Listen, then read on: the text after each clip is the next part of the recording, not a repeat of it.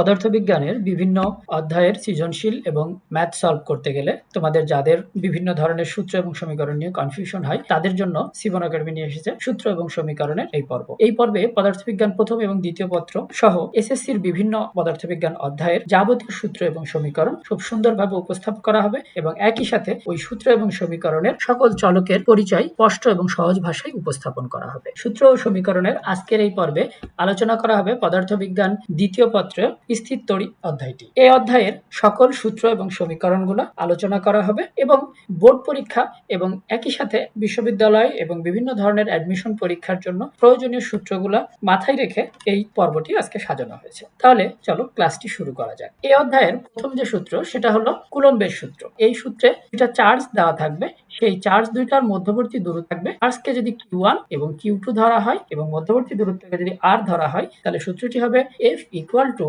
1/4 pi epsilon naught K Q1 Q2 divided by R square। এখানে F যথারীতি charge দেওয়ার মধ্যবর্তী আকর্ষণ বা বিকর্ষণ বল 1/4 pi 4 কনস্ট্যান্ট, পাই কনস্ট্যান্ট, পায়ের মান আমরা জানি 3.1416। epsilon naught এটাও একটা ধ্রুবক, এই ধ্রুবকের মানটি দেওয়া আছে এখানে, তোমাদের প্রয়োজন হলে এখান থেকে মানটা তুলে নিবা। এটাকে বলা হয় শূন্য স্থানের বিভেদন যোগ্যতা বা ভেদ্যতা। যে কোনো একটা মাধ্যমের পরাবৈদ্যুতিক ধ্রুবক। সাধারণত বায়ু মাধ্যমে এর মান 1 থাকে, তাই কোনো সমীকরণে বা কোনো অঙ্কে যদি এর মান নির্দিষ্ট করে কোনো মাধ্যমের উল্লেখ করা না থাকে তবে এই সূত্রে ব্যবহার না করলেও চলবে, তখন এটাকে বাদ দিয়ে বাকিটুকু ব্যবহার করে ম্যাথ সলভ করা যাবে। এখানে প্রত্যেকটি চলকের একক দেওয়া আছে, যেমন তড়িৎ বল এটার একক হলো নিউটন, একই সাথে যে দুটো চার্জ Q1 Q2 প্রত্যেকটা চার্জের একক হলো কুলম্ব এবং আধান দ্বয়ের মধ্যবর্তী দূরত্ব সাধারণত মিটারে দেওয়া। এই এককগুলা যদি ঠিক না থাকে তাহলে অঙ্কের সমাধান ঠিক হবে না। যদি তুমি অঙ্কটি করতে পারো সবকিছুই ঠিক থাকলো কিন্তু দূরত্বের একক তুমি মিটারে না নিয়ে সেন্টিমিটারে নিয়ে, তখন অঙ্কটি ঠিক রেজাল্ট দিবে না। এই অধ্যায়ের দ্বিতীয় সূত্রটি হলো তড়িৎ প্রাবল্য বা তড়িৎ তীব্রতা সম্পর্কিত। তড়িৎ প্রাবল্য বা তড়িৎ তীব্রতাকে ই দিয়ে প্রকাশ করা হয়। এর যে দুইটি সূত্র সবচেয়ে বেশি ব্যবহৃত হয় সেই দুটি সূত্র, প্রথমটি হলো E equal to F/Q। এই Fটা হলো তড়িৎ বল, Q হলো উৎস চার্জ, একটা নির্দিষ্ট দূরত্বে যে চার্জটি স্থাপন করা হবে অর্থাৎ পরীক্ষণীয় যে চার্জ সেটা হলো Q0। এরপরে এর আরো একটি সূত্র হলো 1/4 pi epsilon naught K Q divided by R square। এখানে কিউটা হবে উৎস চার্জ, অর্থাৎ ঘটনাটা এরকম হবে যে একটা নির্দিষ্ট চার্জ এই জায়গায় যদি স্থাপন করা হয় কিউ, সেটা হলো উৎস চার্জ। এই চার্জের জন্য এই তড়িৎ ক্ষেত্রে যে কোনো বিন্দুতে Q0 যদি চার্জ ব্যবহার করা হয় তবে এই দুইটি চার্জের মধ্যে যে বল সেই বলটাই হলো তড়িৎ তীব্রতা। সেখানে অবশ্যই এই Q0 চার্জটি সবসময় একক চার্জ হিসেবেই ধরা হয়। সূত্র নাম্বার 3 তড়িৎ বিভব। তড়িৎ বিভবেরও একইভাবে দুইটা সূত্র বেশি ব্যবহৃত হয়। তড়িৎ বিভবকে V দিয়ে প্রকাশ করা হয়। V equal to W/Q।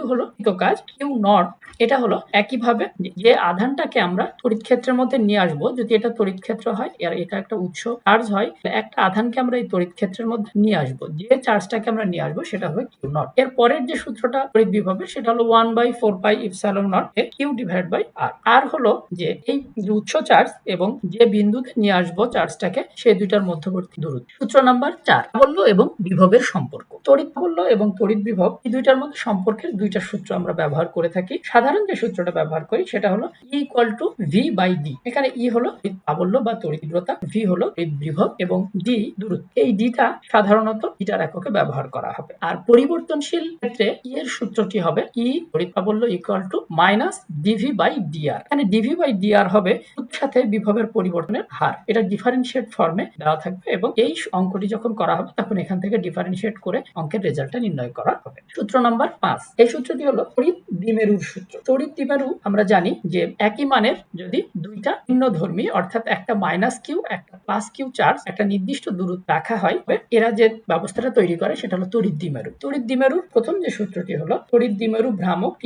এই Tটা হলো তড়িৎ দ্বিমেরু ভ্রামক। এর এককটা এখানে দেওয়া আছে, আমরা এককটা দেখে নিতে পারো। প্রত্যেকটা সূত্রের সাথে সাথে যখন এককটা দেখে নিবা অঙ্কের মধ্যে ভুল হওয়ার সম্ভাবনা খুব কম থাকে। E equal to Q into 2L। 2L হলো এদের মধ্যবর্তী দূরত্ব। এরপরে এটার আরো একটা সূত্র আছে তড়িৎ দ্বিমেরুর, সেটা হলো বিভবের সূত্র। তড়িৎ দ্বিমেরুর ক্ষেত্রে বিভবের সূত্র V equal to 1/4 pi epsilon naught E cos theta divided by R square। এখানে নতুন যে চলক সেটা হলো থিটা। এটা হলো দ্বিমেরু ভ্রামক, দ্বিমেরু অক্ষের সাথে সংযোগকারী রেখার কোণ। আর R হলো দ্বিমেরু কেন্দ্র হতে বিন্দুর দূরত্ব, অর্থাৎ এই মাঝখানে একটা কেন্দ্র থাকবে, সেই কেন্দ্রের সাপেক্ষে এটা দ্বিমেরু সৃষ্টি করবে। এখান থেকে যে দূরত্ব সেটাকে R দিয়ে প্রকাশ করা হবে। সূত্র নাম্বার 6 গসের সূত্র বা হিট ফ্লাক্সের সূত্র। Phi E equal to integration of E dot D A. আবার আরো একটা সূত্র ব্যবহার করা হয়, summation of Q divide by epsilon naught. এখানে প্রথমে যে চলকটি আছে ফাই ই, সেটা হলো মোট ফ্লাক্স বা তড়িৎ ফ্লাক্স হিসেবে ব্যবহার করা হবে। ই হলো তড়িৎ তীব্রতা, যেটা অলরেডি তোমরা জানো যে তড়িৎ তীব্রতা বা তড়িৎ আবল্য। সামেশন কিউ, এই কিউটা হলো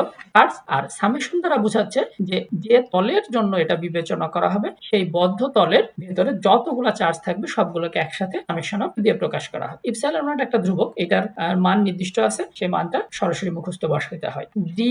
ডিএ দ্বারা বোঝানো হয় যে ওই যে তল, সেই তলের ক্ষুদ্র ক্ষুদ্র অংশের জন্য যে পরিমাণ, সেই পরিমাণটা মানে ক্ষুদ্র একটা অংশ, সেটাকে ডিএ ধরে ইন্টিগ্রেশন করলে সেখান থেকে গসের সূত্র অর্থাৎ ফ্লাক্স নির্ণয় করা সম্ভব। সূত্র নাম্বার 7, গোলকীয় পরিবাহীর ধারকত্ব। ধারকত্বকে সি দিয়ে প্রকাশ করা হয়। ধারকত্বের একক হবে ফ্যারাডে। অনেক সময় অঙ্কের মধ্যে মাইক্রো ফ্যারাডে ব্যবহার করা হয়, এখান থেকে এটাকে ফ্যারাডেতে কনভার্ট করে নিতে হবে। চলো, C equal to 4 pi epsilon nought K R. 4 pi আমরা জানি যে দুইটাই ধ্রুবক, পায়ের একটা নির্দিষ্ট মান আছে, এপসাইলন নট এটাও একটা ধ্রুবক, এটাকে শূন্য স্থানের ভেদনযোগ্যতা বলা হয়, এটা নির্দিষ্ট একটা মান আছে। কে দ্বারা বোঝানো হয় পরাবৈদ্যুতিক ধ্রুবক। পরাবৈদ্যুতিক ধ্রুবক শূন্য স্থানের জন্য বা বায়ু মাধ্যমের জন্য কে ইকুয়াল টু 1 হবে। আর হবে গোলকীয় পরিবাহীর ব্যাসার্ধ, মানে যে গোলীয় পরিবাহীটা থাকবে সেই পরিবাহীর যে ব্যাসার্ধ হবে সেটা হবে ক্যাপিটাল আর। সূত্র নাম্বার 8, সমান্তরাল পাত ধারকের ধারকত্ব। সমান্তরাল পাত ধারক সাধারণত একটা চিত্রের মাধ্যমে এভাবে বোঝানো হয় যে দুইটা পাত সমান্তরাল আকারে থাকবে এবং এটার সাথে এরকম সার্কিট আকারে দেখানো থাকে। এরকম সমান্তরাল পাত ধারকের ধারকত্ব নির্ণয় করার সূত্র হলো সি ইকুয়াল টু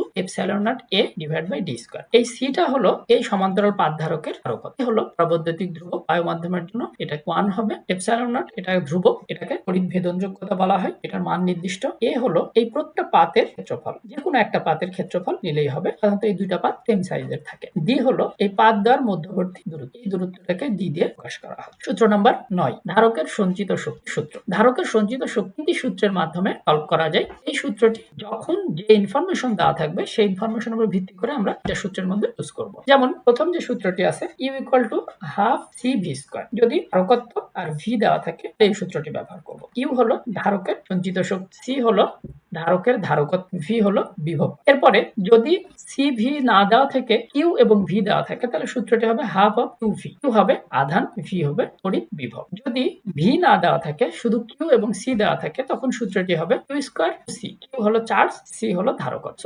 যখন যে ইনফরমেশন দেওয়া থাকবে তার উপর ভিত্তি করে এই সূত্রটি আমরা ব্যবহার করব। সূত্র নাম্বার 10, ধারকের সমবায়। ধারক যদি একটার পর একটা লাগানো হয় বা যুক্ত করা হয় তখন ধারকের দুই ধরনের সমবায় পাওয়া যায়। তোমরা যেরকম রোধের সমবায় পড়েছো, রোধের সমবায় শ্রেণী সমবায় হয়, আবার সমান্তরাল সমবায় হয়। শ্রেণী সমবায় একইভাবে ধারকের এরকম সমবায় হয়। যদি কয়েকটা ধারককে পরপর এভাবে যুক্ত করা হয় তাহলে সেটাকে বলা হবে শ্রেণী সমবায়। আর যদি তিনটা ধারককে পরস্পর সমান্তরাল ভাবে যুক্ত করা হয় তাহলে সেটা হবে সমান্তরাল সমবায়। এই দুই ধরনের সমবায় ব্যবহার করে আমরা দুইটা ভিন্ন ভিন্ন সূত্রের মাধ্যমে তুল্য ধারকত্ব নির্ণয় করতে পারবো। যদি শ্রেণী সমবায় হয় তবে 1/CS, এই সিএসটা হবে তুল্য ধারকত্ব equal to 1/C1 plus 1/C2। যদি দুইটার পরিবর্তে তিনটা থাকে তাহলে এখানে 1/C3, আরো বেশি থাকলে আরো বেশি একইভাবে যোগ হবে। একই রকম যদি সমান্তরাল সমবায় হয় তাহলে সিপি হবে সমান্তরাল সমবায়ের তুল্য ধারকত্ব। এখানে C1 প্লাস C2 C3 এরকম যতগুলো রোধ থাকবে পরস্পর রোধগুলোকে যোগ দিলে দুই ধরনের সমবায় থেকে আমরা ধারকত্ব বের করতে পারবো। স্থির তড়িৎ অধ্যায়ের সবথেকে গুরুত্বপূর্ণ সূত্রগুলি এই ক্লাসের মাধ্যমে আলোচনা করা হলো। আরো বেশ কিছু সূত্র আছে যেগুলো সাধারণত কম ইম্পর্টেন্ট। এই সূত্রগুলো যদি ভালো মতো আয়ত্ত করা হয় আশা করা যায় বোর্ড ফাইনাল পরীক্ষা এবং একই সাথে অ্যাডমিশন পরীক্ষায় কাজে দিবে। এবং এই সূত্রগুলো তোমরা প্রত্যেকটা সূত্র তুলে নিয়ে একটা আলাদা খাতা তৈরি করে যদি রেখে দাও এবং বারবার রিভিশন দাও, পরবর্তীতে যে কোনো সময় খুব দ্রুত এই অধ্যায়ের সূত্রগুলো এবং সমীকরণগুলো সম্পর্কে প্রিপারেশন হয়ে যাবে বলে আশা করি। সূত্রগুলো যদি তোমাদের কাজে লেগে থাকে তাহলে পরবর্তী ক্লাসের আমন্ত্রণ রইল, ক্লাসটি শেয়ার করার জন্য অনুরোধ রইল। পরবর্তী ক্লাসের আমন্ত্রণ দিয়ে আজকে এই পর্যন্তই। ধন্যবাদ সবাইকে।